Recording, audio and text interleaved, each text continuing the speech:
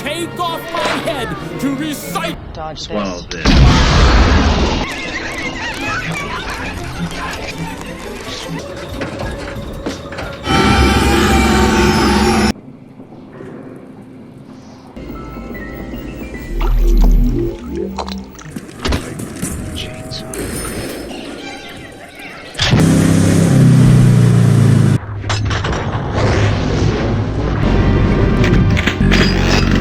What is it?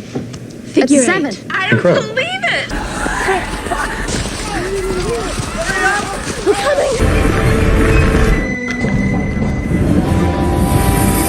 So, how did we get here? Well, I like video games, and I saw there was an Evil Dead video game coming out soon, based on the movies. I heard of the movies before, but I never actually saw them, so recently I watched all 3 movies back to back, and wow, my jaw was on the floor. I felt like I was watching the foundation and the building blocks to so many of my favorite movies and video games that came out years later. I then searched for directors and found proof that these movies are so influential to them and cinema. And I didn't really see a good video showing these comparisons that my brain immediately saw, and I wanted to put this together and see what you think. The same director of the Tobey Maguire Spider-Man and the new Doctor Strange was only 20 years old when he directed the first Evil Dead movie and starred his best friend Bruce Campbell, and it was a very low-budget horror film.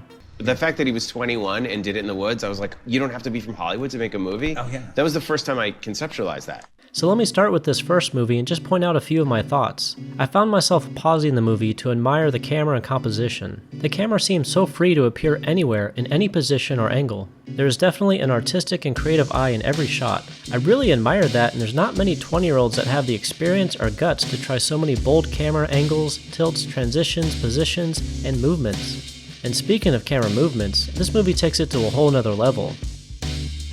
The way Sam Raimi used the camera was completely new. Like, he took the camera and liberated it.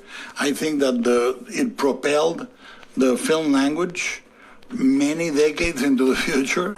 That shooting style, it's like, well, what's the point of ever shooting any movie not like that? I know. Okay, a new shooting style has been developed and everything else looks old-fashioned by comparison.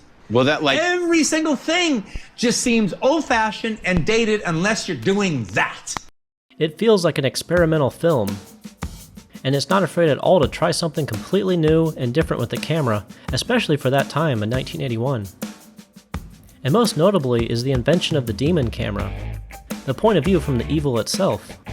Most directors never let us see from the eyes of the evil, but in here it becomes like a roller coaster ride.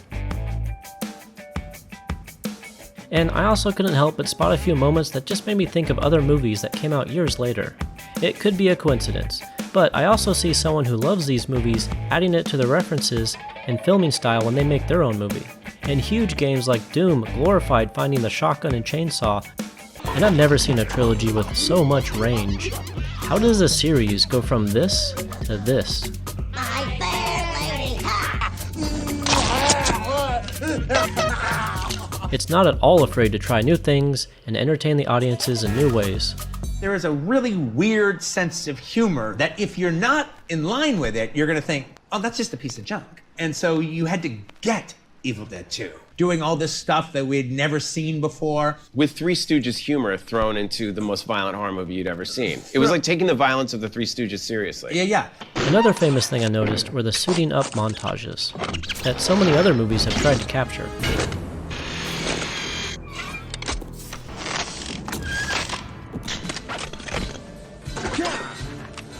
And these movies have that great style of quickly zooming into the character, which will feel very familiar if you've seen a Quentin Tarantino movie.